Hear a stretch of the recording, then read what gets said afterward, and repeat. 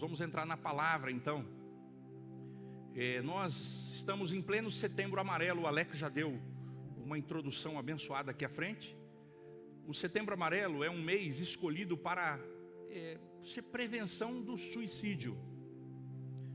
E há muitas pessoas, que passam pela depressão, e a depressão é um gatilho, é um caminho para que a pessoa lá na frente, se não for tratada, se não for de alguma forma entendida, ela pode chegar ao suicídio.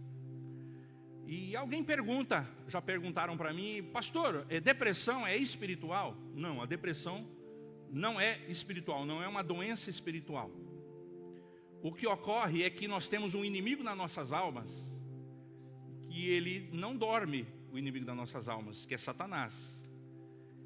A palavra de Deus fala que ele anda os irmãos da escola bíblica, Satanás anda em derredor. Então vamos supor que você está aqui, você é esse púlpito, ele fica assim, andando em derredor,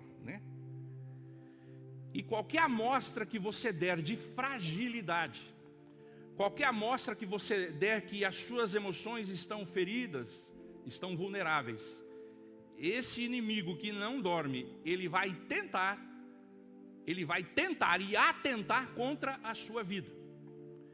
E nós sabemos que há os estágios, o que o inimigo age na vida das pessoas é tentação, opressão e possessão.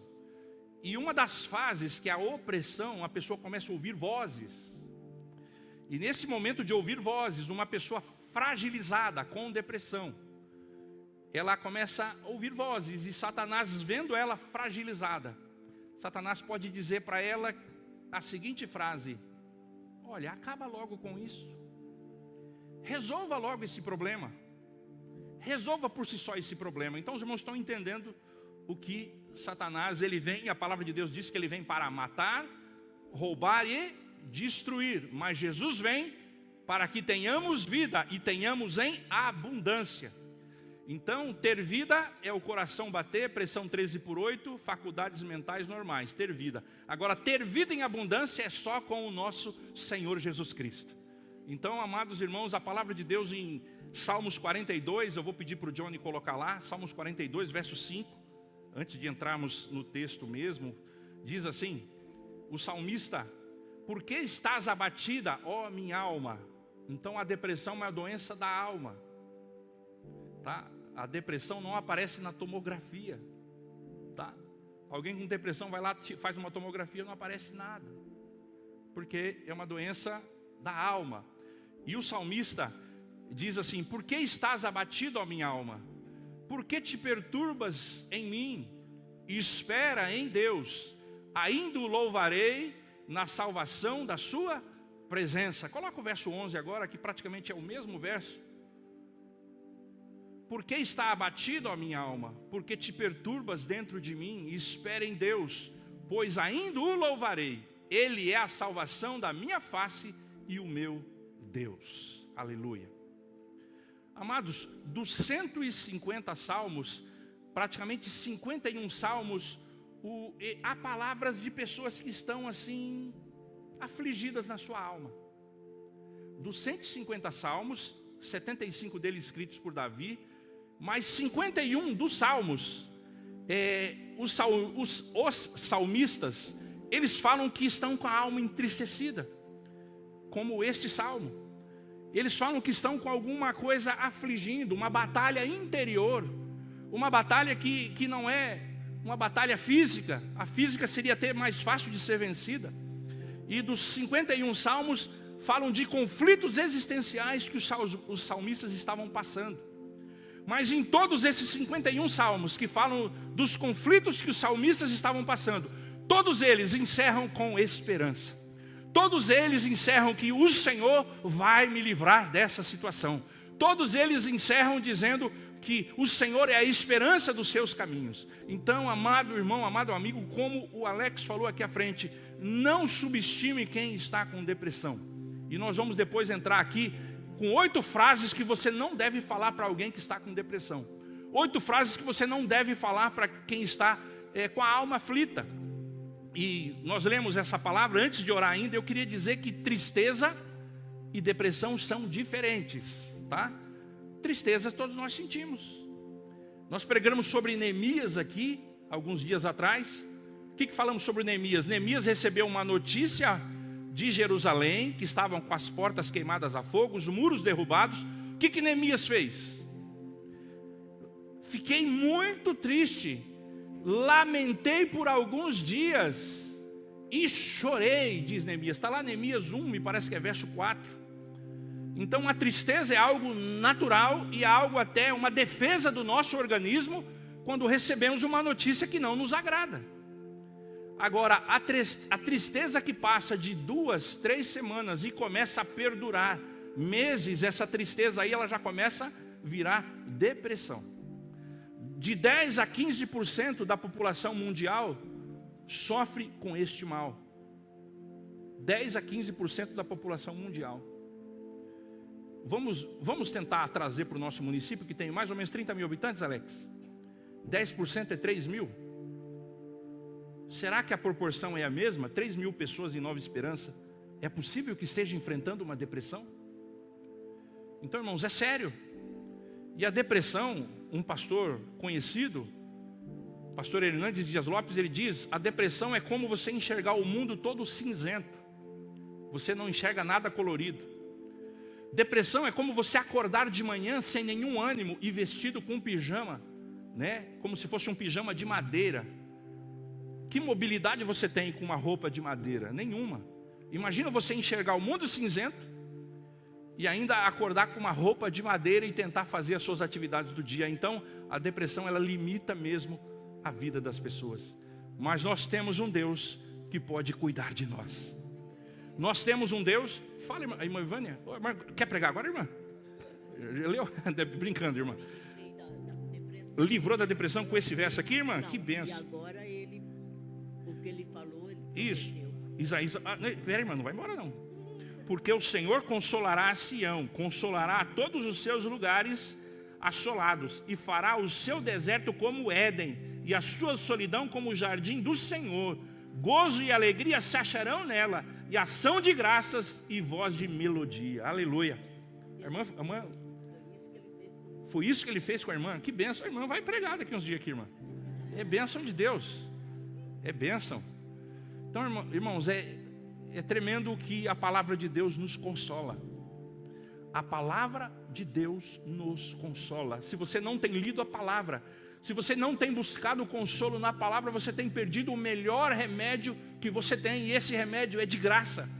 E esse remédio, ele vem, amado irmão, amado amigo, esse remédio ele vem do nosso Criador, aquele que te criou.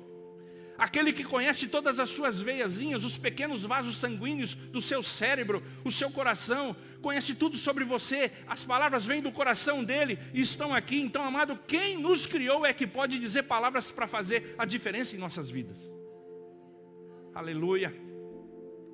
Aleluias. Deus, e nós vamos entrar em 1 Reis capítulo 19, que fala de um homem, Elias, que ele, pelos sintomas que nós vamos ver aqui, ele estava num estado depressivo. Ele estava num estado que...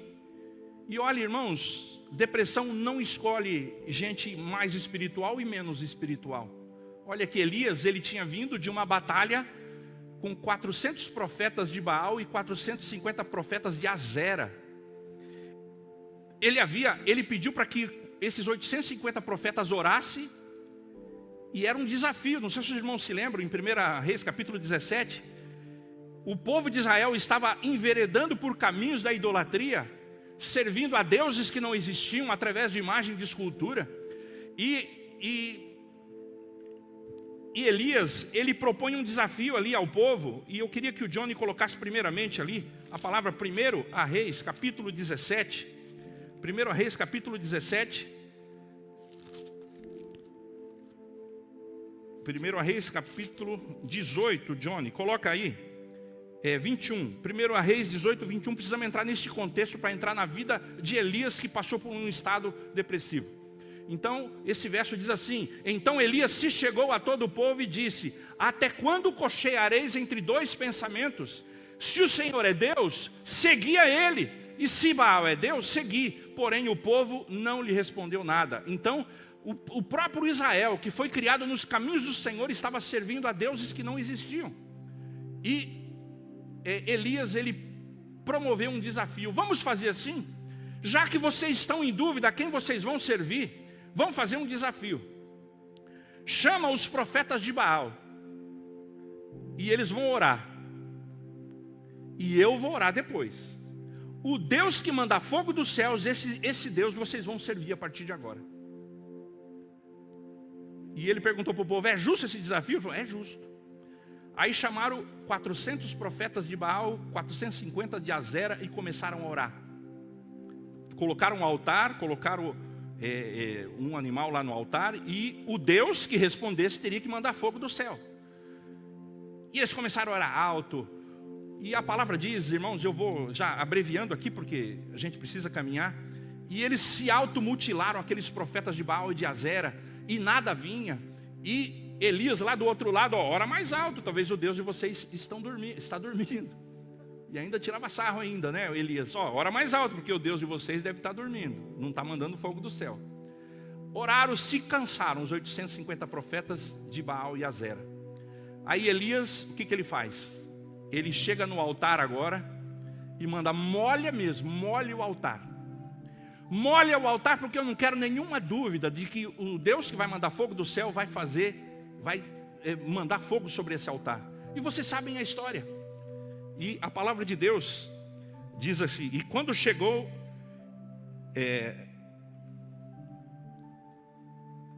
verso 36, 1 Reis 18, 36. E quando chegou a hora da oferta de cereais, o profeta Elias aproximou-se e disse: o Senhor, Deus de Abraão, Isaque e Israel, manifeste-se agora se tu és Deus em Israel, que sou teu servo, que segundo a tua palavra, e responde-me. E o Senhor responde para esse povo, para que conheças que tu és o Senhor, que fizeste voltar o coração. Verso 38, 1 Reis 18, 38.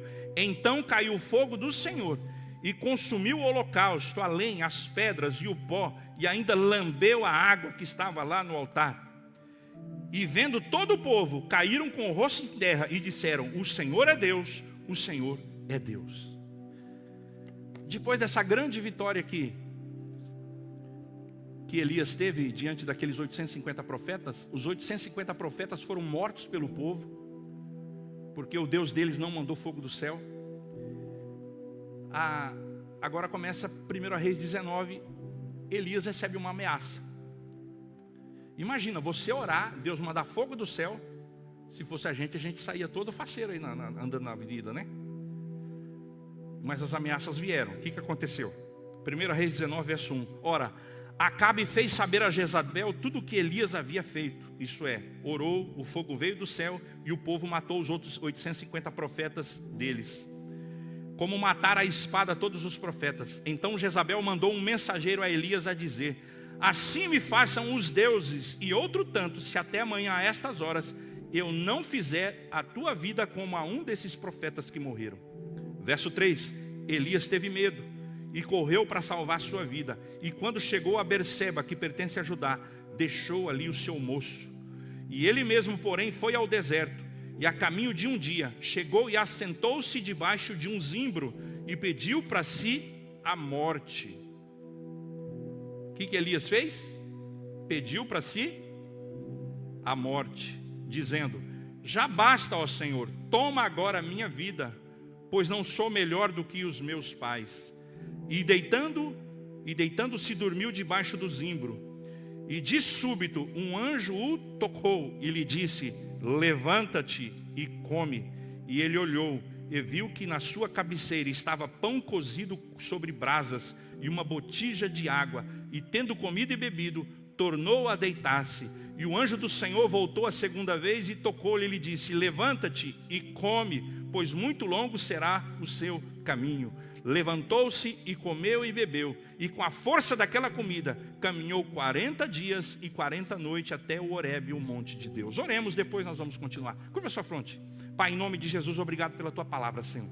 A tua palavra é verdade, a tua palavra é escudo, a tua palavra é espada penetrante de 2 gumes. Ajuda-nos, Pai, a entender, Pai, tudo sobre a vida de Elias e esse processo de tristeza que ele passou, Pai, e como o Senhor fez com que ele saísse desse processo de tristeza porque o Senhor é o Deus da alegria, e na sua presença nós sabemos que até a tristeza salta de alegria. Nós oramos em nome de Jesus.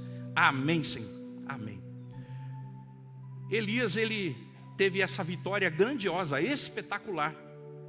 Alguém já orou e Deus mandou fogo? Fogo literal aqui? Não, na sua casa não, né? Então, amados, Elias teve uma vitória grandiosa sobre aqueles profetas, mas o que aconteceu? Houve perseguição. E aquela perseguição fez com que ele se entristecesse com aquela perseguição. Um WhatsApp lá de Acabe e Jezabel que ele recebeu, não tinha WhatsApp, né? Acho que foi um bilhetinho, ou alguém disse, e disse para ele: olha, amanhã a estas horas a sua cabeça não estará sobre a sua cabeça. Assim como os profetas foram mortos, você também será morto. E Elias temeu. Então, amado, na lógica, era para Elias não temer ao Senhor. Não é verdade? Na lógica. Mas coisas de alma não tem lógica. Elias teve medo. Eu falei Neemias? Elias teve medo. E Elias fugiu. Fugiu porque teve medo. E se vocês notam aí, ele abandona o seu moço. Tem um texto aqui logo no começo que fala: ele mesmo, porém, ali, verso 3, Elias teve medo. O nosso texto base, tá, Johnny, é 1 Reis 19. Então, eu só vou falar os versos. Então, o verso 3, Elias teve medo, correu para salvar sua vida, e quando chegou a Berseba, que pertence a Judá, deixou ali o seu moço. Todo profeta ele tinha um ajudante. Eliseu tinha Geazi, e a maioria dos profetas tinha um ajudante. Normalmente esse ajudante era um aprendiz de profeta. E o que ele fez? Ele abandonou o seu moço. Ele deixou, fica aqui que eu vou, né, fugir. O que ele fez, irmãos? Ele abandonou a comunhão.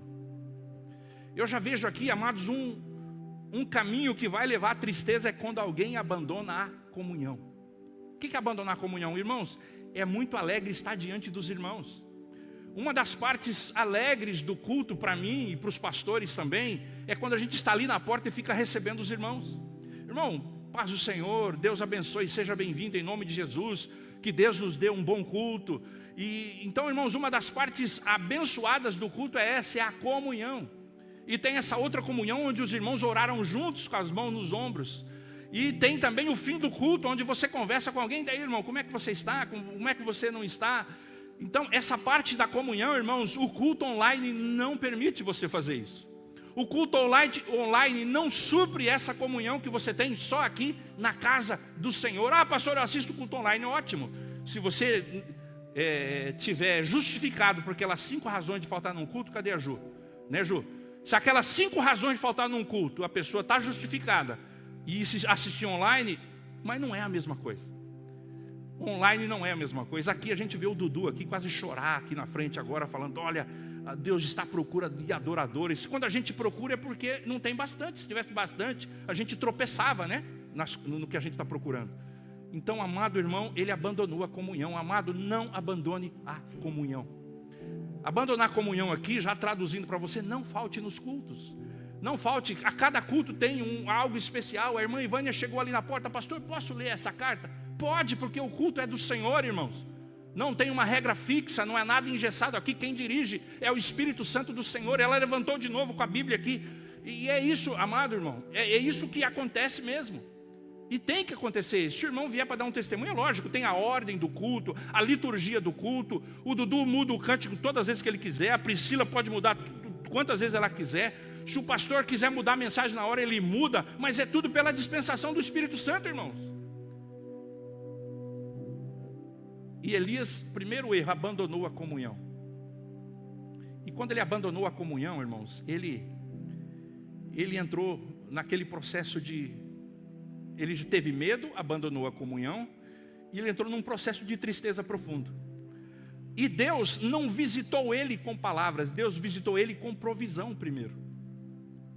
Deus, ele mandou um anjo e deu comida para ele primeiro. Então, aquela comida fez diferença, porque a palavra diz aqui, que acabamos de ler, que ele andou, ele correu, verso 8. levantou-se, comeu e bebeu, e com a força daquela comida caminhou 40 dias e 40 noites até Horebe, o monte de Deus. Então, irmãos, eu queria só pegar alguns, eu nem estou olhando o esboço, nada, mas eu quero olhar aqui, só para definir para você o que é depressão, para você entender. Elias começou a entrar num processo depressivo. O que é depressão? Não sai na tomografia. O organismo deixa de produzir algumas substâncias de humor, chamadas neurotransmissores. Então, o seu organismo, ele produz naturalmente neurotransmissores, que são substâncias que causam o nosso humor quando a gente está alegre. E esses neurotransmissores, por algum momento, por alguma carência química de algumas coisas e por alguns acontecimentos, startam o gatilho de não produzir. Quem já ouviu falar da depressão pós-parto? Existe depressão pós-parto. Eu já vi pessoas que, devido a separações conjugais, perda de um ente querido, algumas coisas acontecem, descoberta de uma doença, elas entram num processo depressivo. Elias, ele estava lá no auge, na vitória, depois aquela ameaça fez com que desmoronasse tudo aquilo de alegria que ele estava tendo. Então, amado, eu não sei qual é o processo ou o gatilho que te causa tristeza, mas uma coisa eu sei, que nós temos um Deus que conhece as nossas carências. E com Elias, todos estamos sujeitos a ter tristeza e desenvolver quadros de depressão. A depressão é caracterizada pela perda ou diminuição do interesse e prazer pela vida, gerando angústia e prostração. Algumas vezes sem motivo evidente. Hoje é considerada a quarta causa de incapacitação. É considerado o mal do século. 300 milhões de pessoas no mundo são afetadas pela depressão. Estudos mostram que 10 a 15% da população mundial deve apresentar pelo menos um episódio depressivo durante a vida. E desses, 40% terão apenas uma crise. E outros 60% apresentarão outros episódios. Quem teve depressão uma vez, possui 50% a 60% mais chance de ter outra. Causas: há uma série de evidências que mostram alterações químicas no cérebro do deprimido, principalmente com relação aos neurotransmissores, serotonina, noradrenalina e, em menor proporção, a dopamina. Quais são os sintomas da depressão? Tristeza constante, ansiedade, pessimismo, baixa autoestima, sentimentos de desesperança, de culpa, de impotência, de inutilidade, desinteresse pela vida e pelas coisas que antes tinha interesse, alterações do apetite, ou ganha peso ou perde peso, alterações do sono, os limites, ou dorme demais ou tem insônia, falta vigor, fadiga, incapacidade de trabalhar, perda de energia ou agitação, falta de apetite ou comer demais. E vem um dado aqui: os cristãos são os mais difíceis de tratar a depressão, porque eles espiritualizam tudo e às vezes não procuram ajuda especializada. E eu escrevi algo mais aqui: a depressão e algumas doenças mentais são as únicas doenças clínicas que apresentam sintomas espirituais. Então, amado irmão, amado amigo, eu ouvi o pastor Silas Malafaia uma vez, que ele foi num consultório de um psiquiatra. E quando ele sentou no consultório, umas 5 pessoas olharam: pastor, o senhor aqui? Como se ele não fosse de carne e osso. Como se a depressão escolhesse pessoas. Não que ele estava com depressão. Ele contou depois, num testemunho, que ele estava com distúrbio do sono. E ele tomou um remedinho por 20 dias e resolveu o problema dele, pelas demandas todas que ele tem ministerial. E resolveu o problema. Então, amado irmão, amado amigo, a palavra de Deus diz que os sãos não necessitam de médico. O que essa palavra quer dizer, irmãos? Os sãos não necessitam de médico. O que o contrário quer dizer? Eu costumo dizer aqui à frente, amado, que Deus, Ele tem provisão para curar todas as enfermidades. Deus cura, salva e santifica. Mas em algum momento, você vai precisar de ajuda especializada. Eu seria leviano aqui como pastor se não dissesse isso. Então, amado irmão, amado amigo, Deus cura. Eu já vi milagres acontecerem. Nós temos vivenciado milagres aqui na casa do Senhor. E todo milagre ele tem que ser comprovado com um exame médico. Não é só no vamos ver, não. A Dora e o Cido, eles contaram que fez o exame de imagem, né, Dora? E diminuiu.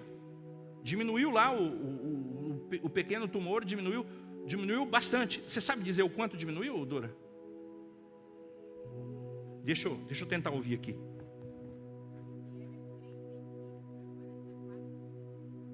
Era 3, está quase?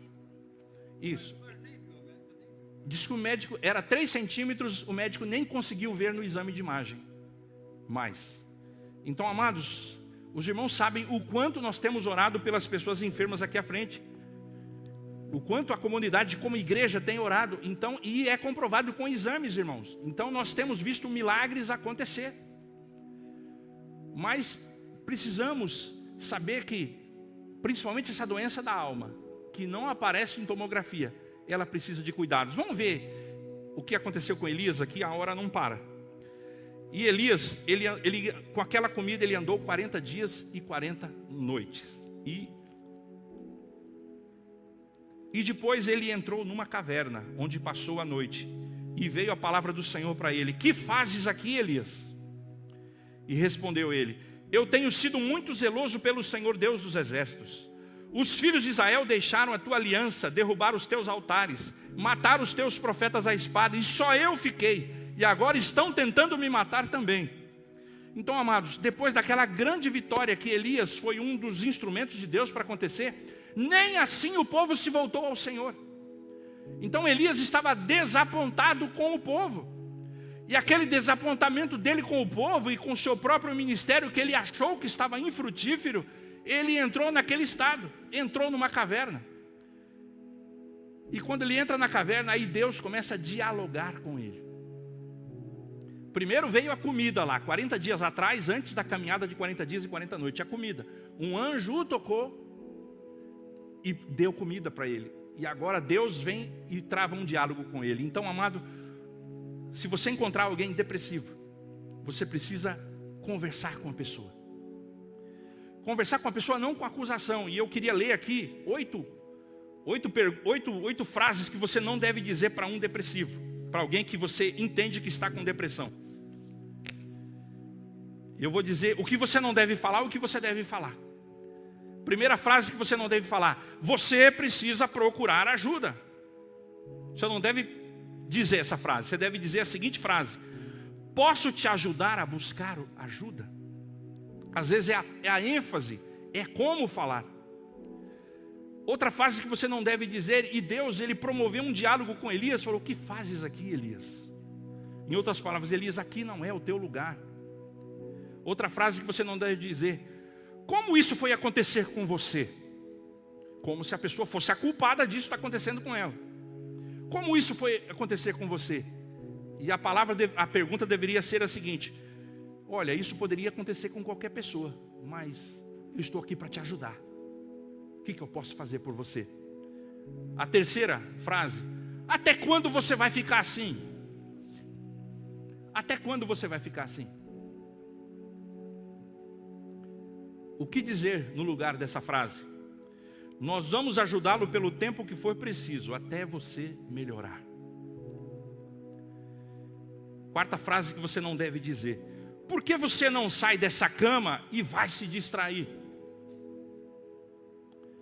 Vou abrir as suas janelas para entrar sol, para você ver o dia lindo que está lá fora. Pode dizer no lugar dessa frase. Quinta frase que você não deve dizer: as coisas não estão tão ruins assim. Você deve dizer: eu imagino que não deve estar sendo fácil para você, mas eu estou aqui para te ajudar e posso orar por você. 6. Não deve dizer para alguém que está num processo de tristeza profundo: você tem que se esforçar. Você pode dizer: vamos enfrentar isso juntos? Vamos orar e vamos enfrentar isso juntos? Outra frase que você não deve dizer para alguém que está passando por uma tristeza profunda: eu não te reconheço mais. Você está tão assim diferente e triste que eu não te reconheço mais. Ao invés disso, você deve dizer: é uma questão de tempo para você voltar a ser como você era antes. É questão de tempo. A última frase, a 8ª: você tem que ter fé na cura. Você deveria dizer: sua fé pode ajudar, mas vamos buscar a ajuda de um profissional também. E confia em Jesus, que Jesus vai fazer toda a diferença, até na escolha de um profissional. Amados irmãos, eu tive um processo parecido com o de Elias no ano 2000, há 23 anos atrás. Eu já contei aqui, eu sei que estou sendo repetitivo para alguns. E durante quase 8 meses, eu fui transferido do emprego que eu trabalhava à revelia, isso é, sem querer, sem perguntar para mim se eu queria. E eu fui transferido. E há 23 anos atrás, meu filho estava com 7 anos, já na escola, minha esposa lecionava, e eu resolvi não mudar para este lugar onde eu fui transferido. Foi para Luanda. Aluguei uma kitnet, e eu enfrentei um profundo sentimento de tristeza. Imagina ainda morando sozinho numa kitnet. Então, enquanto eu trabalhava, o dia passava, mas as noites eram intermináveis. O coração acelerava. Passei a tomar remédio de pressão naquela época. Passei a visitar cardiologista naquela época. E eu era pastor titular da igreja, do ministério que eu estava anteriormente. E naquele ano eu tive que não ser o pastor titular mais. Eu pedi para não ser, porque eu estava tomado pela depressão. Mas uma das coisas que muito me ajudou, irmãos, a minha irmã Graça me deu um CD da Cassiane. E eu já contei para os irmãos, o Dudu sabe. E eu tinha uma Paraty branca e tinha o porta-CD, e eu ia daqui 1h15 para Luanda ouvindo aquele CD, e numa música só, e eu pedindo para repetir. Como é que diz, Dudu, aquele cântico? Tá chorando? Não importa, tá chorando, louve, não importa, louve. Eu ia chorando ouvindo a música na segunda-feira, e na sexta voltava também ouvindo a mesma música e chorando com aquela música. E foi mais ou menos 8 meses nesse processo. Irmãos, chegava em casa no final de semana e não queria sair de casa. E Elias, quando estava na caverna, eu escrevi até algumas coisas aqui.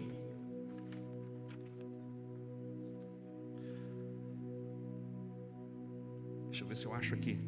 Na caverna, Elias falava assim, talvez: não quero saber de nada, não quero ver nada, não quero fazer nada, não quero falar com ninguém. Então, nada para a gente. Você pode fazer o prato preferido ali, que você não vai dar valor naquele momento de depressão. E eu escrevi algumas coisas aqui. Não adianta o Senhor mandar respostas e nem milagres. E a minha dor, quando o Senhor vai lidar com ela? Está doendo o Senhor. Pensamento, sentimento, né? E o depressivo, ele fica o pensamento como um looping. Fica aquele mesmo pensamento. Elias talvez estava pensando: o que vai ser desse povo de Israel? Nem milagre está resolvendo o problema deles. E a minha morte está iminente agora. Aquele bilhetinho de Jezabel vai se cumprir, daqui uns dias eu estou morto. E aquele pensamento era recorrente na vida de Elias. E eu escrevi aqui: só que a realidade, irmãos, do depressivo não é a realidade de Deus. A realidade que o depressivo pensa não é a realidade de Deus. E eu me lembro, amados, que eu fui transferido à revelia. Eu não era gerente naquela época.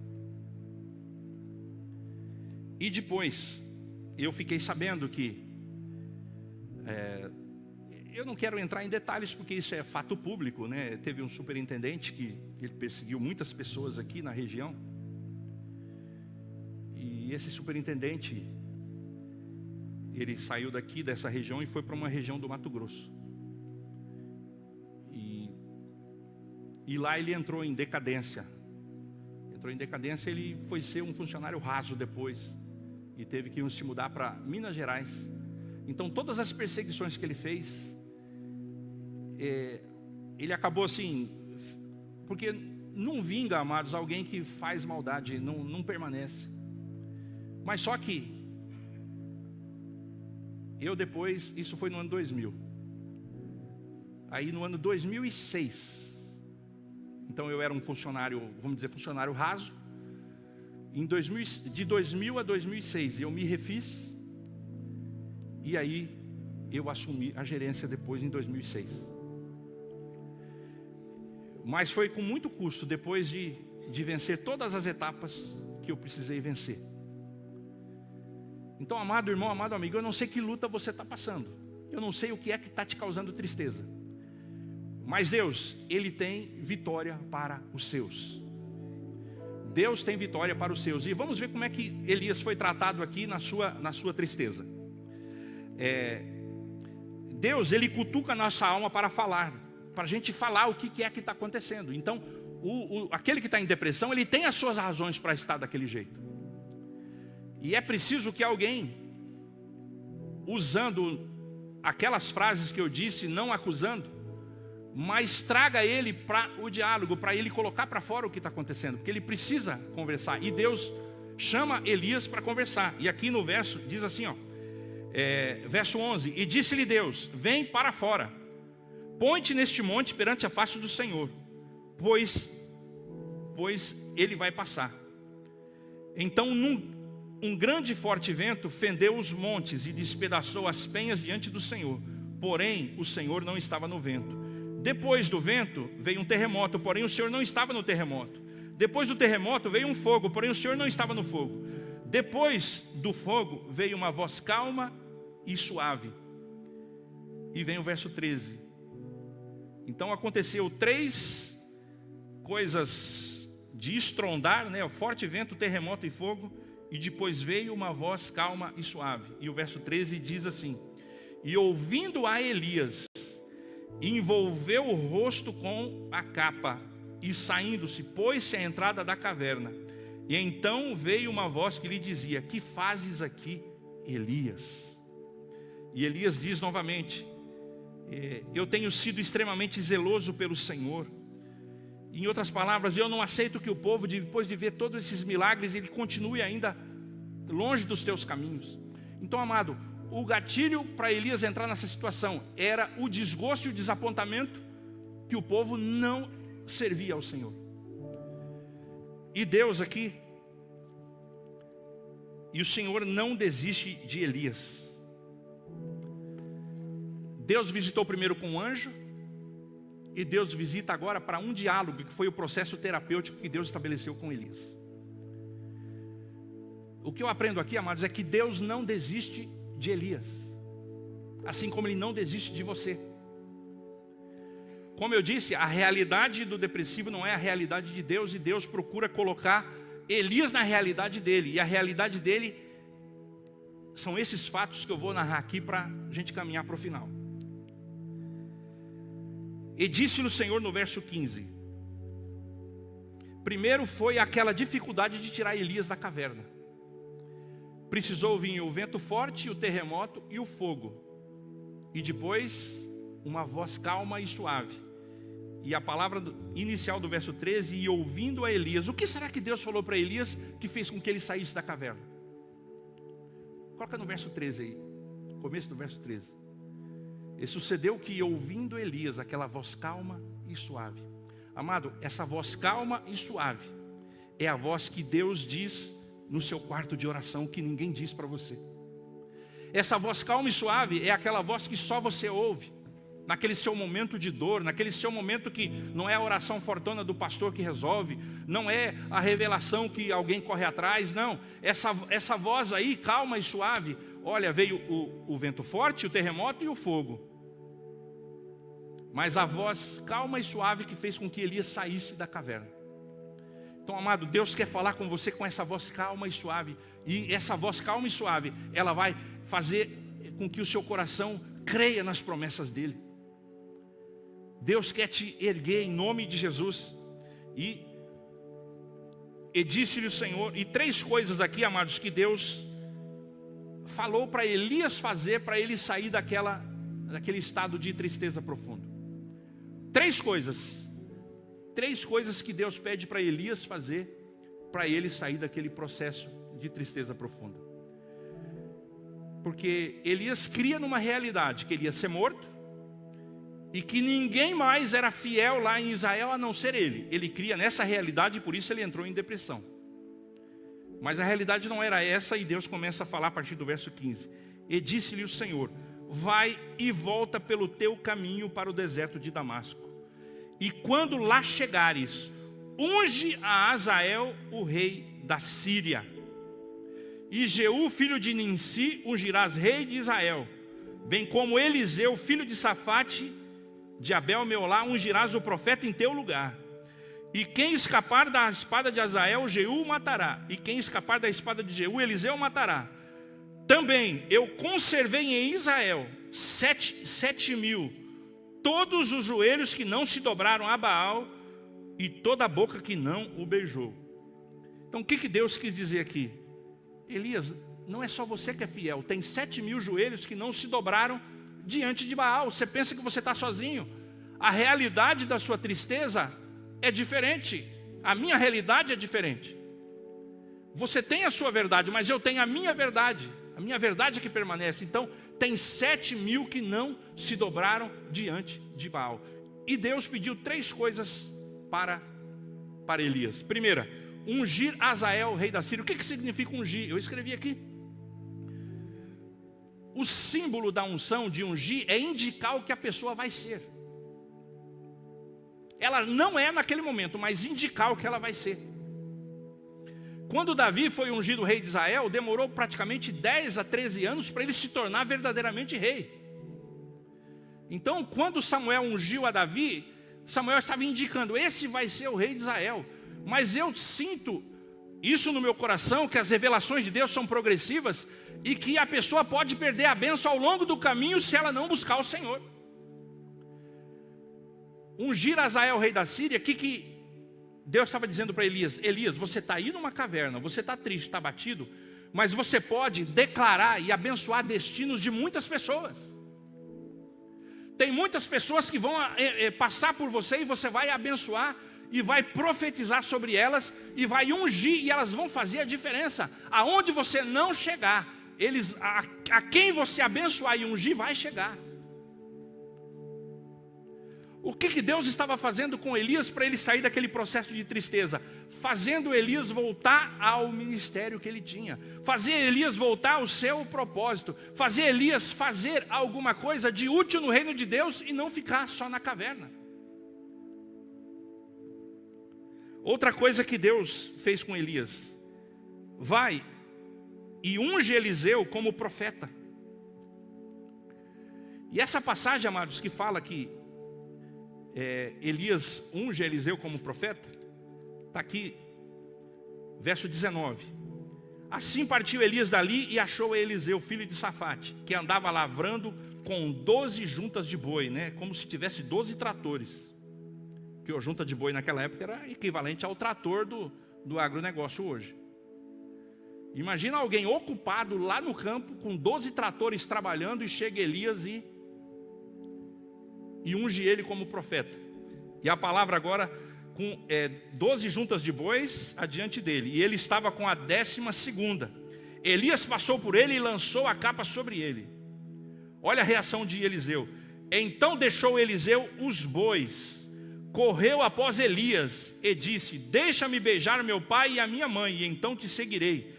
E respondeu Elias: vai e volta. E o que te fiz eu? Assim Eliseu deixou, por certo ele beijou o pai e a mãe. E olha o que ele fez com as juntas de boi. Tomou as juntas de boi e os matou. E com os aparelhos cozeu a carne e deu ao povo e comeram. Então se levantou e seguiu Elias. Ele pegou as juntas de boi, tem aquelas madeiras que ficam em cima do boi, né? Quem conhece o que é junta de boi aqui? Levanta a mão aí. É aquelas madeiras, né, que os bois, chama canga, né? Ele pegou aquela madeira, usou como carvão, matou os 12 bois e deu um churrasco para todo mundo. o que era o serviço dele e depois seguiu. Ele não teve nem pena, nem dó, e nem viu o valor. Ele seguiu porque o chamado dele era nobre e era precioso. Por isso que Jesus ele diz: quem pega no arado e olha para trás não é digno. Então, amado, Eliseu, você viu a fome que ele tinha de ter um ministério e de ser um profeta. Ele matou os bois, 12 juntas de boi, matou os bois, e com a madeira cozeu a carne, que diz aqui, e seguiu a Elias. E Elias, numa outra oportunidade, fala: pede o que você quer. Ele fala: eu quero a porção dobrada do Espírito que está sobre a sua vida. Então, amado, é por isso que Eliseu ele fez o que fez no reino de Deus. Irmãos, Deus está à procura de gente assim, de gente sedenta, de gente que aquilo que era, o que o atrapalhava, vamos supor, aquele serviço em algum momento o atrapalhava de servir a Deus. Ele fez um churrasco e foi para servir a Deus. Então Elias tinha que ungir Azael, o rei da Síria, ungir Eliseu como profeta, e ele tinha que proclamar o juízo de Deus. E ele fez isso. Então, amado, ele tinha ainda 3 missões a fazer antes de ser levado aos céus. Você sabia? Todo mundo sabe que Elias não morreu, né? Vocês sabiam? Elias não morreu. Ele foi levado ao céu numa carruagem de fogo. Tem até um cântico, né, Dudu? Como Elias eu irei subir, alguma coisa assim. Então Elias foi levado numa carruagem de fogo aos céus. Ele não provou. 2 homens não provaram. Escola dominical, 2 homens que não provaram a morte e foram para o céu. Quem foi? Enoque e Elias. E Elias saiu do estado depressivo quando ele voltou à sua missão. Qual a missão que Deus colocou na sua vida? Irmãos, indo para o lado secular, eu vou falar do lado secular, não é nada ambiente de igreja, nada.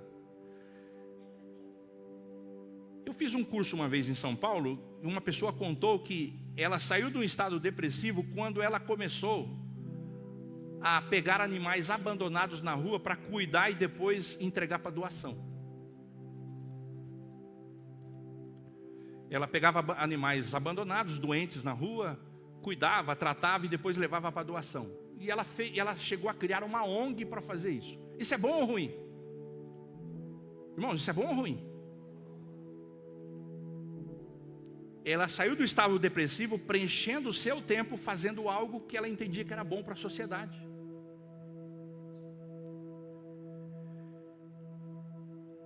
Eu vi reportagens na televisão de um casal que adotou mais de 50 crianças. Tinha uma casona grande que todos chamavam eles de pai e de mãe. Eu sei que é uma bagunça só, mas ela tomou isso como projeto de vida.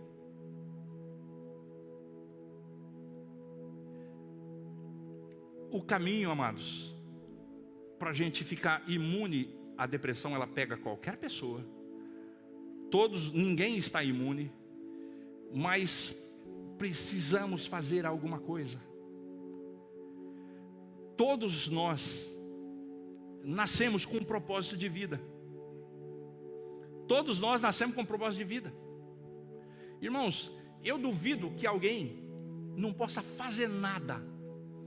Vamos supor que você tenha dinheiro sobrando, você não precise trabalhar, você só precisa ficar em casa. Eu duvido que você não consiga fazer nada para ajudar alguém, e mesmo os mais ocupados, porque Eliseu foi chamado ele estando ocupado. Mesmo os mais ocupados, eles podem fazer alguma coisa, porque isso é o seu propósito de vida. Então, se você ainda não descobriu o seu propósito de vida, um caminho para você fugir da depressão é descobrir o seu propósito de vida. Elias, eu estou falando da maneira bíblica aqui, no sentido bíblico. Na grade da teologia, nós estudamos psicologia pastoral. Nós estudamos aconselhamento também. E no sentido bíblico aqui, quando alguém foge do seu propósito, o apóstolo Paulo falava: não vivo mais eu, mas Cristo vive em mim. Aquele que sente amor pelas coisas de Deus, amados, ele não consegue ficar sem fazer as coisas de Deus todos os dias. Logicamente, não sendo, às vezes sendo um pouquinho Marta, um pouquinho Maria, mas ele consegue equilibrar as coisas.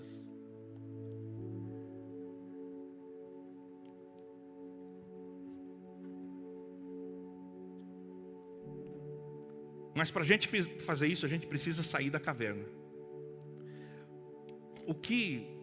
Para encerrar agora, o que Deus disse para Elias, para ele sair da caverna, foi isso, ó. Eu não terminei a sua história ainda. Eu não terminei a sua história, é eu que escrevo a sua história. A realidade que você enxerga a vida não é a verdadeira, a realidade verdadeira é essa. Há 7.000 profetas ainda, há 7.000 pessoas que não se dobraram, e você é um deles, e Deus quer realizar mais coisas através da sua vida. Então, amado irmão, amado amigo, eu sei que o tempo é curto, e logicamente não haveria nenhum intuito de esgotar sobre esse assunto, que vamos falar outras vezes, e vamos falar mais sobre comportamento humano.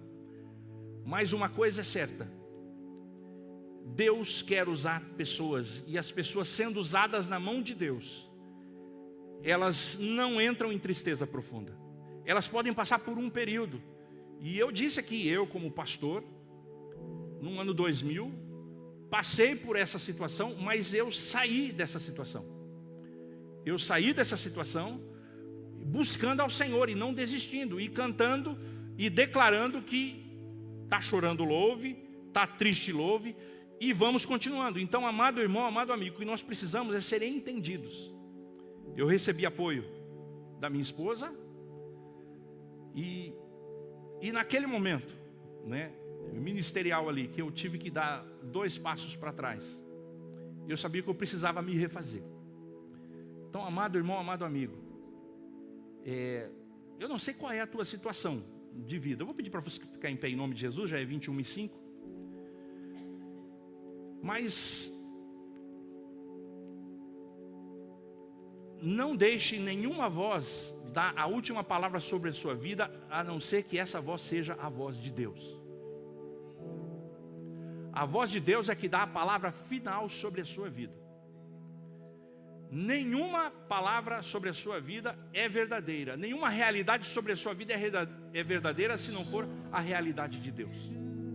A realidade de Deus sobre a vida de Elias era um homem encerrar o ministério produtivo, ungindo Azael, rei da Síria, Eliseu, profeta, declarar o juízo de Deus sobre aquela geração que, mesmo vendo cair fogo do céu, não serviu a Deus. E a cereja do bolo foi ele não provar a morte e subir numa carruagem de fogo. Já pensou, irmão, você não provar a morte? Já pensou se a gente pudesse orar? Ó Deus, eu não queria provar a morte. Quando eu chegar lá com 135 anos, os meus parentes todos tiverem morrido, o Senhor me recolhe assim, eu sem morrer. Já pensou? Que bênção Elias, né? Aleluia. Adoremos ao Senhor. E se houver alguém aqui que não quer ir embora sem uma oração, que quer receber uma oração, como sempre temos feito nos finais do culto, vem aqui à frente que nós vamos orar antes de ir embora por aqueles que vierem aqui à frente, tá? Se você tem sentido uma tristeza acima de 2, 3 semanas, tristeza profunda, se você tem tido um choro fácil, se você chegou a pensar em desistir da vida, se você talvez não chegou a esse ponto que eu estou falando, mas tem sentido uma tristeza profunda, durante esse cântico você vai vir aqui à frente, nós vamos orar por você e vamos te ungir, tá bom? E se você também quer receber oração por qualquer outro motivo, você também virá aqui à frente. Aleluia. Adoremos ao Senhor. Deus não rejeita a oração. Oração é alimento.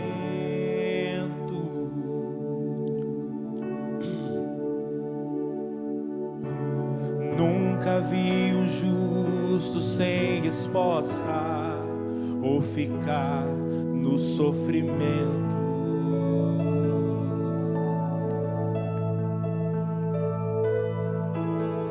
Basta somente frente e esperar o que Deus irá fazer.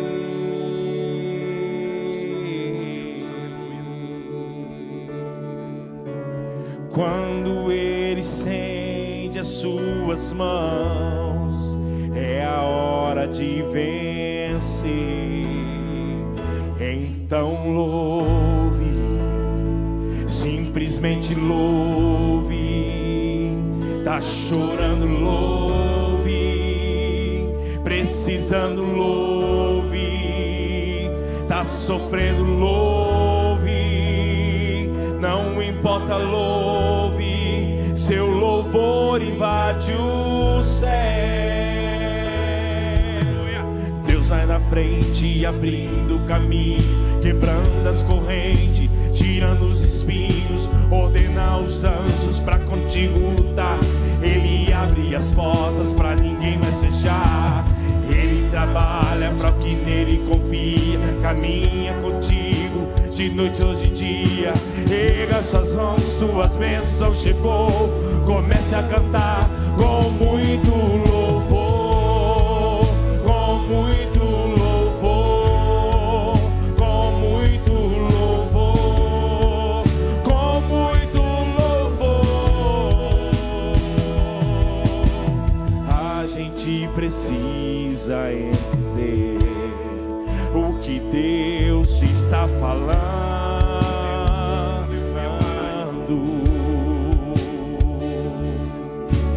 Quando Ele fica em silêncio, é porque está trabalhando.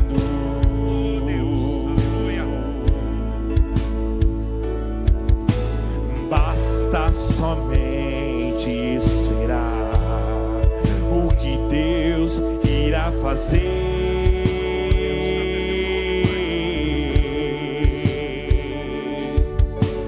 Quando Ele estende as suas mãos, é a hora de vencer. Então louve, simplesmente louve. Tá chorando, louve. Precisando, louve.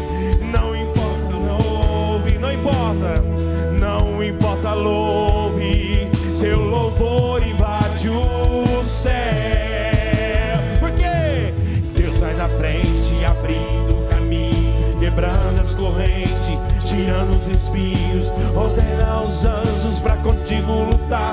Ele abre as portas pra ninguém mais fechar. Ele trabalha pra quem nele confia, caminha contigo de noite ou de dia. Rega suas mãos, suas bênçãos chegou. Comece a cantar com muito louvor, com muito louvor, com muito louvor, com muito louvor, com muito louvor, com muito louvor, com muito louvor, com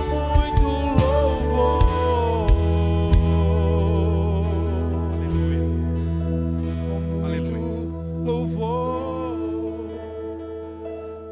Se você quer receber oração, você vem aqui à frente, em nome de Jesus. Aleluia. Ninguém está imune a ter tristezas, ninguém está imune a passar por alguns momentos de melancolia, porque a vida ela não poupa ninguém com as suas dificuldades, as suas agruras. Mas nós temos um Deus no céu. Nós temos um Deus que nos consola. Coloca, o Johnny está aí ainda, Johnny? Deixa eu só pegar um texto aqui. Último texto, rapidinho. Aleluia. Salmo 55, 22. Salmo 55, 22. Lança o teu cuidado sobre o Senhor e Ele te susterá, e nunca permitirá que o justo seja abalado. Mais um texto, Salmo 34, 18. Salmo 34, 18. Tá chorando Salmo. porque Perto está o Senhor dos que têm o coração quebrantado e salva os contritos de espírito. Nós vamos orar por essas vidas aqui, irmãos. Estenda a mão para cá. Aleluia. Que jamais te esqueceu. Ele sabe de tudo. Como eu disse, né? O exame, a tomografia não sai quando a pessoa está com tristeza ou com depressão. Que Ele está cuidando. Vamos orar por essas vidas aqui. Eu queria que vocês colocassem a mão no ombro uma das outras aqui. Vocês não se sentissem sós. Isso. Não pode abraçar elas também, irmão. Em nome de Jesus. Isso. Que a sombra das mãos das irmãs aí sejam a sombra das mãos do Senhor, abençoando a vida de vocês. Aleluia. As lutas, elas vão terminar. O Dudu disse aqui no início: tempestade não troveja a vida toda, a tempestade termina. Toda tempestade termina. E nós profetizamos: toda tempestade que está sobre a vida de vocês vai se encerrar em nome de Jesus. Vocês cantarão o cântico da vitória em nome de Jesus. Aleluia. Vocês cantarão o cântico da vitória em nome de Jesus. Aleluia. Irmãos, estenda a mão. Só eu tenho aqui, amados, o privilégio de olhar a face dessas pessoas que estão aqui à frente. Vocês não sabem a dimensão do que está acontecendo espiritualmente. Estenda a mão para cá e comece a orar por essas vidas em nome de Jesus. Ô, Tânia, vem aqui e coloca a mão no ombro da Érica aqui. Isso. Lembrar de onde Aleluia. você veio e aonde que você Isso. Vem também, Dulce. Aleluia. Lembrar de todos os livramentos. Aleluia. Santo é o nome do Senhor, Pai. Pai, o Senhor que enxuga as nossas lágrimas, Senhor. O Senhor que traz o consolo perfeito. O Senhor é o Deus de toda alegria, Pai. O Senhor é o Deus que abençoa, que salva e santifica. O Senhor é o Deus que cura. O Senhor é o Deus que restaura. O Senhor é o Deus, Pai, que entende. O Senhor é o Deus que chama para conversar, como chamou Elias. O Senhor é o Deus que restaura ministério. O Senhor é o Deus que coloca as pessoas no caminho. O Senhor é o Deus que faz anjos trazerem alimento. O Senhor é o Deus que abençoa. O Senhor é um Deus que faz tudo, Pai. Nada foge à presença do Senhor e nada foge ao poder do Senhor. E nada está fora do alcance dos olhos do Senhor. A tua palavra diz que os olhos do Senhor passam por toda a terra e contempla a todos, ó Pai. Então abençoa mesmo essas vidas que vieram aqui, Pai. Algumas com lágrimas, algumas, Pai, depositando aqui no altar as suas lágrimas, mas que elas possam, Pai, sair daqui restauradas em nome de Jesus. Pai, é no nome de Jesus que a tua restauração está sobre a vida delas. Porque o Senhor Jesus, quando aquela mulher, Pai, ungiu ao Senhor com aquele perfume caríssimo, ó Pai, ela estava declarando, ó Pai, que as bênçãos do Senhor, Pai, não tem preço. As bênçãos do Senhor, Pai, suplantam todas as coisas desta vida. E a tua palavra diz que uma alma vale mais do que o mundo inteiro, e que nada neste mundo seria suficiente para remir uma alma. Então, Pai, abençoa mesmo essas vidas agora, Senhor. Visita elas, Pai, com o teu bálsamo. Toque essas vidas com o óleo da alegria do Senhor, Pai. E cuida delas, ó Pai. Pai, em nome de Jesus, nós oramos e as abençoamos. Em nome de Jesus. Amém, Senhor. Eu disse que nós íamos ungir. Pastor Nelson, vem aqui à frente. Pastor Márcio, vem. O óleo está aqui, unge elas. Unge essas vidas aqui. Aleluia. Unge na mão direita delas. Unge na mão direita, a mão da autoridade. Aleluia. Aleluia, a mão da autoridade. Aleluia. Quem cuida de você não dói. É a mão da autoridade. Vocês vão declarar com a boca de vocês o que é que vocês querem. Aleluia. Aleluia. Chegando na casa de vocês. Chegando na casa de vocês, com essa mão, vocês vão tocar no umbral da porta de vocês. O umbral é aquilo que cerca a porta de vocês lá. Vocês vão tocar. E antes de entrar, vocês vão declarar a bênção do Senhor sobre a casa de vocês. Aleluia. Vocês vão declarar que aqui é um lugar de alegria. Que aqui é o lugar onde vai habitar a presença do Senhor. Aleluia. Declarem mesmo. Vocês foram ungidas as mãos direitas. E vocês vão declarar a casa de vocês como lugar que a alegria do Senhor não cessará. Aleluia. Que a alegria do Senhor não cessará na casa de vocês. E a prosperidade virá junto em nome de Jesus. Aleluia. Abracem-se aqui à frente vocês e digam: eu concordo que vocês recebam a bênção que vocês vieram buscar aqui à frente, em nome de Jesus. Aleluia. Os irmãos abracem uns aos outros e tenham um restante de semana abençoado na presença do Senhor. Aleluia. Glória a Deus. Deus abençoe, tá?